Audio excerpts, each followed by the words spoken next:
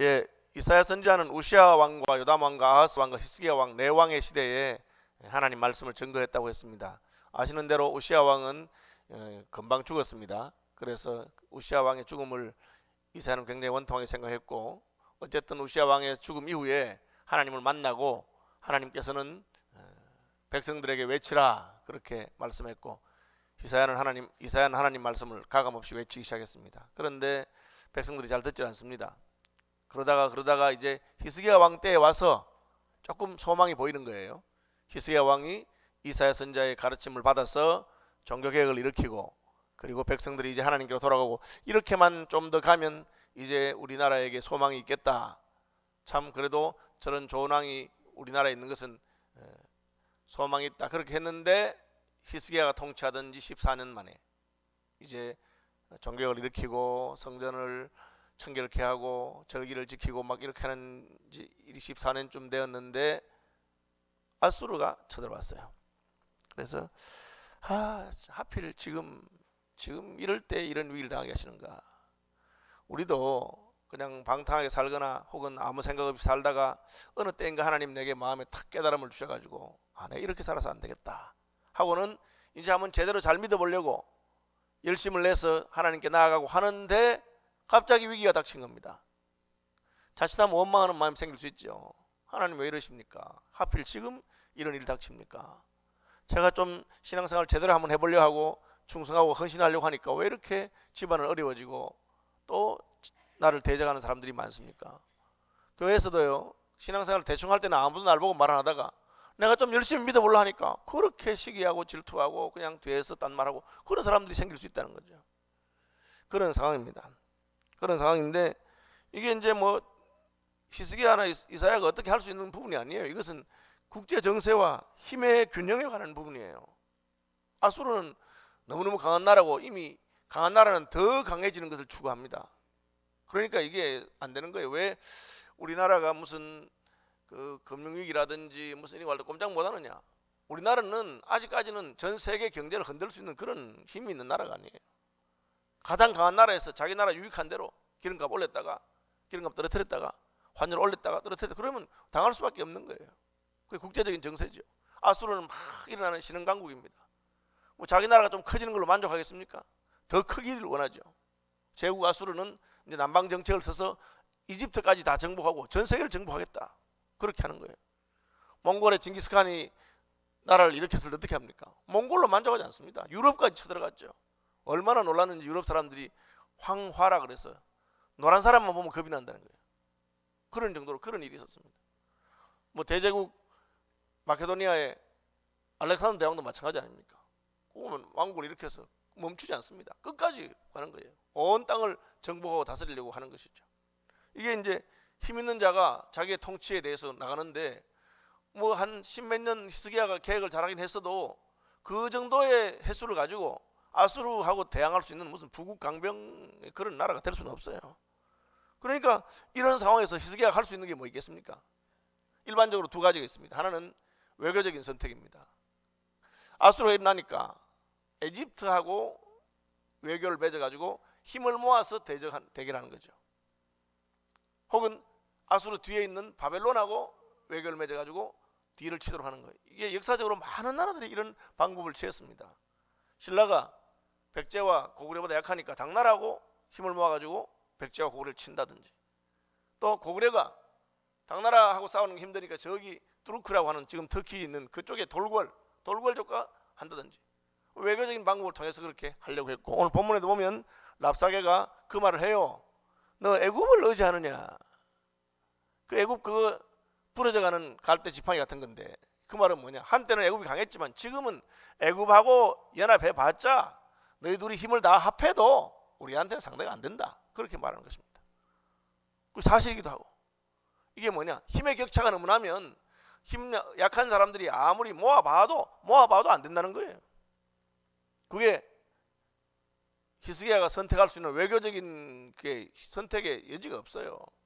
우리도 현실적이 돼야 되는 거예요. 지금 세계에서 가장 강한 나라가 뭡니까? 미국이죠.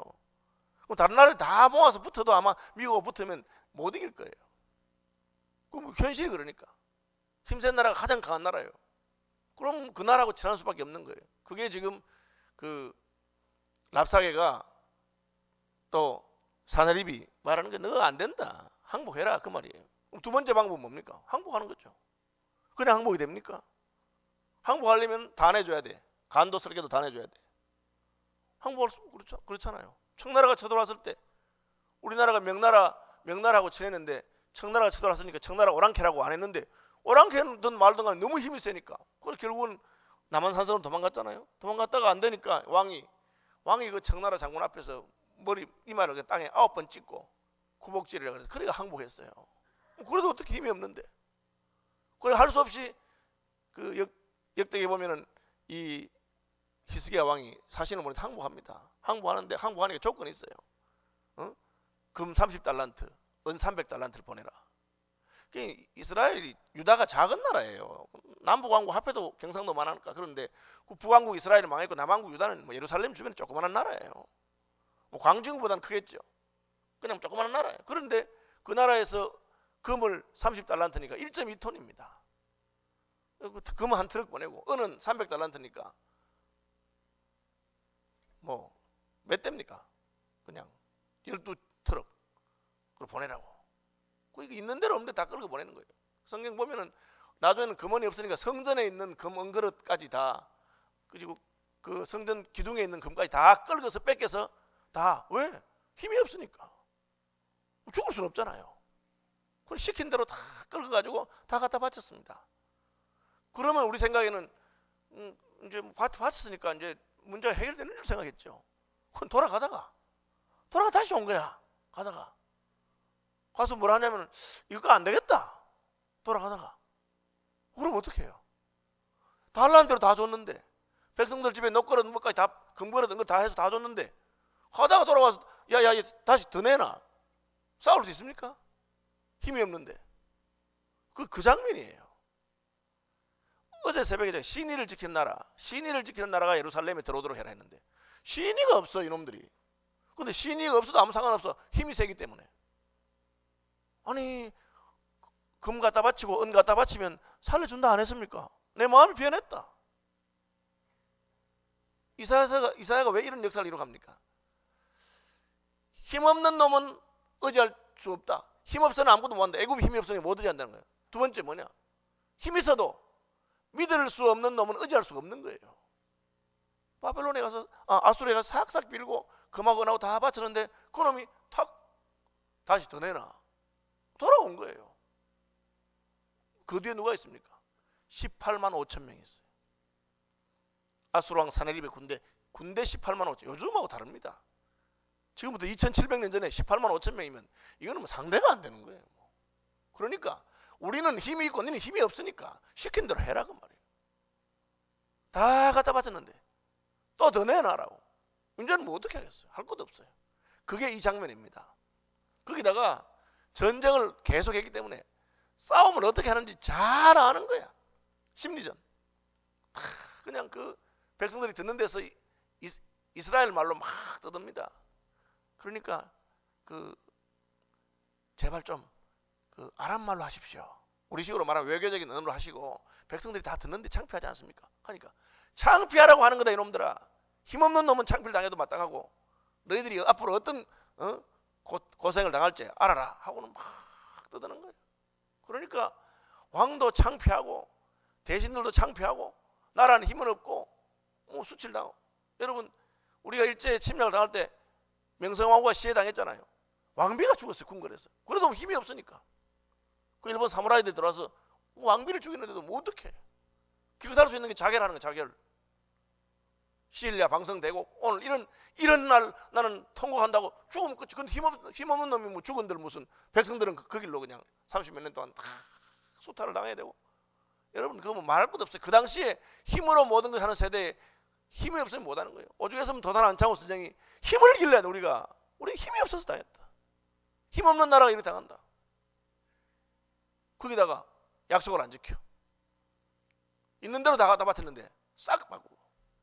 그러니까 그 조선이 유교의 나라에서 양반 우리가 신의대로 하자 하고 했는데 일본은 그런 거 없는 거예요. 뭐 신의는 무슨 신이라.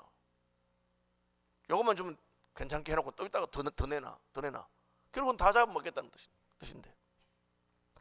그러니까 히스기야가 할 수 있는 거 다 해봤어요. 외교적인 해결도 안 된다.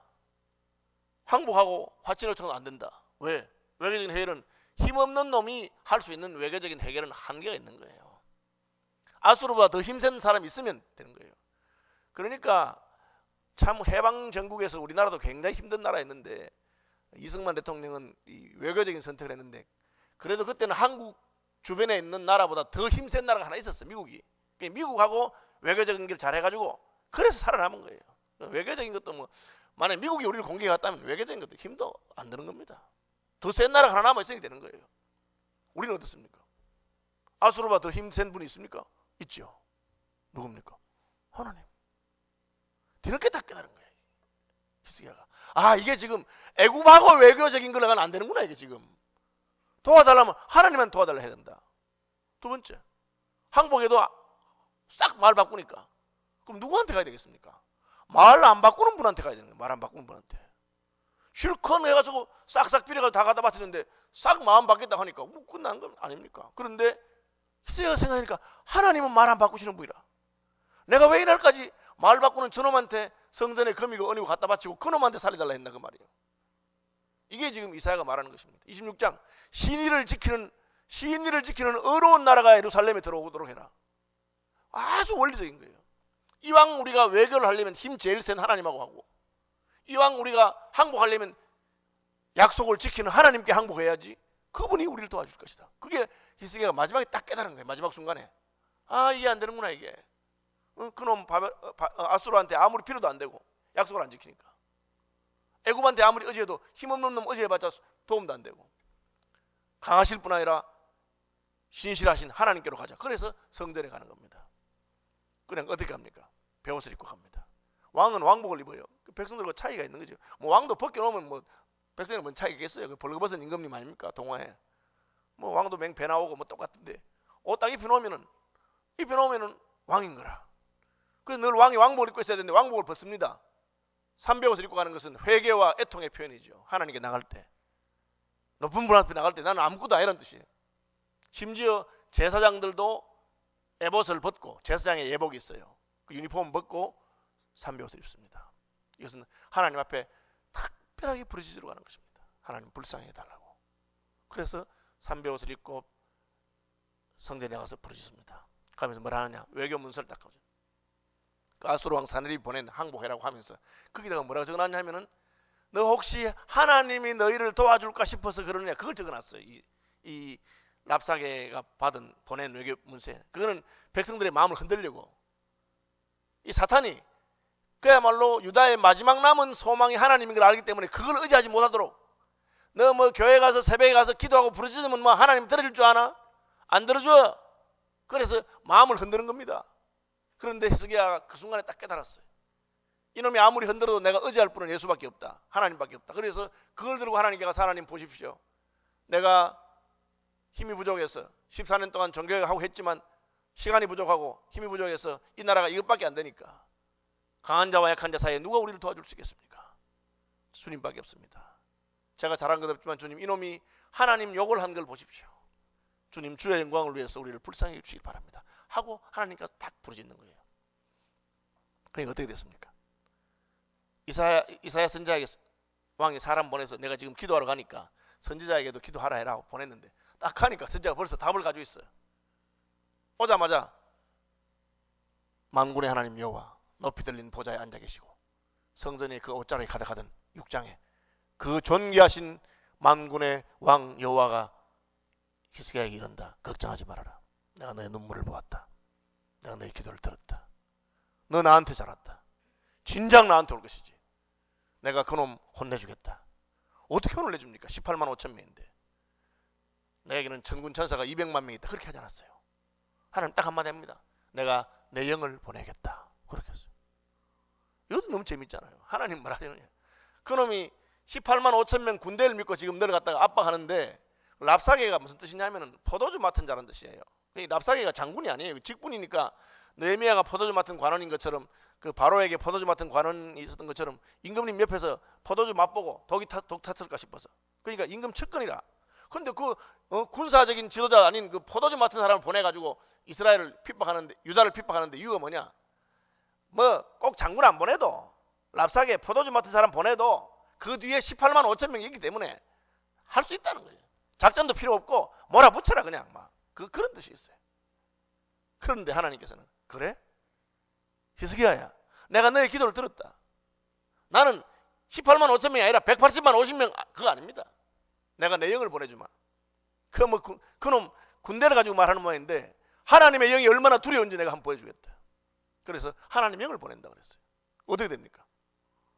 그러니까 그 영이 들어가서 그 사네립과 랍사게의 마음을 건드려 버린 거예요. 그 마음에 두려운 마음이 들어요. 그 마음에 내가 지금 조그마한 나라 이거 먹으려고 한다고 지금 본토를 비웠는데 본토에 저기 공격해 온다는 소문이 들린다. 그럼 겁이 나서 돌아가는 거예요. 그렇게 되도록 만든 거예요. 그뿐 아니고 하나님의 영이 싹 지나가니까 그날 밤에 18만 5천 명이 죽어버렸어요. 하나님 할 수 있는 것 이것입니다. 이건 뭘 말합니까? 물리적인 군대를 하나님이 물리적인 군대로만 막아야 되는 건 아니라는 거죠. 하나님은 우리가 생각할 수 없는 신묘막측한 능력을 가진 분이기 때문에 굳이 그놈들하고 싸우는데 군대를 군대로 싸워서 이길 필요가 없고 장군으로 싸울 필요가 없는 거예요. 성경 보면 나오잖아요. 애굽 군대를 그냥 바닷물에 빠져 죽게 한 거예요. 제발로 바닷물에 들어갔다가 죽어버렸어요. 골리앗을 애 하나 보내가지고 그 애를 보낼 때 뭐라고 보는지 압니까? 다윗을 보냈는데 애를 보내기 전에 다윗에게 주의 영을 부으셨어요. 사무엘상 16장 주의 영을 부어가지고 네가 가라 하니까 다윗이 성령 충만하니까 물맷돌 하나로 골리앗을 잡아 죽여버려. 하나님이 그걸 말하는 겁니다. 내가 내 영을 보내겠다. 다른 해결 필요 없어요. 그리고 신약에 가면은 하나님 예수님께서 우리에게 하신 약속이 무엇입니까? 내가 성령을 보내주겠다. 아버지의 약속하신 걸 보내주겠다. 우리는 이 문제는 돈이 있어야 해결이 되는 문제. 이 문제는 이건 지금 전쟁이기 때문에 군대가 지금 18만 5천 명이 왔는데 더 큰 군대를 하나님이 천군과 천사를 보내줘야 된다고. 아니래. 내가 내 영을 보내겠다. 그리고 그 길로 아수르가 멸망해버려. 한 방에 하나님이 정권 교체를 시켜버렸어요. 그죠? 이때 깨달음을 계속 가지고 갔으면 유다의 소망이 있을 것입니다. 그런데 이제 신흥강국 바벨론이 일어나니까 또 이 히스기야가 그 바벨론한테 자랑하고 막 하면서 이런 것 때문에 실패하는 이야기가 그 다음에 또 나오기도 하는데, 어쨌든 이 부분에 있어서 역사의 이 시점에서 히스기야가 자기 나라를 구원하게 된 딱 한 가지였습니다. 힘센 놈하고 힘 약한 놈 사이에 힘이 없어서는 안 되는구나. 오늘 힘이 없거든. 힘이 어디 있습니까? 강한 자와 약한 자 사이에 아무리 조약을 맺어봤자 믿을 수 없는 놈은 소용이 없는 거예요. 깨달은 게 뭡니까? 강하고 믿을 수 있는 분이 딱 한 분 있습니다. 누굽니까? 하나님이시죠. 예수 그리스도입니다. 이게 얼마나 놀라운 일입니까? 이 아침에 가장 강하신 분, 가장 믿을 수 있는 분, 그리고 우리가 기도하면 구하는 자에게 자기 영을 보내겠다고 하신 분, 그 하나님 영이 왔다는 말은 하나님이 왔단 말이에요.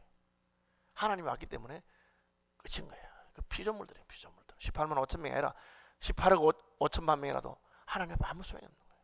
그걸 가르쳐 주시는 것입니다. 그와 강하신 하나님의 영이 오늘 아침에 우리 기도 가운데 임하시기를 바랍니다.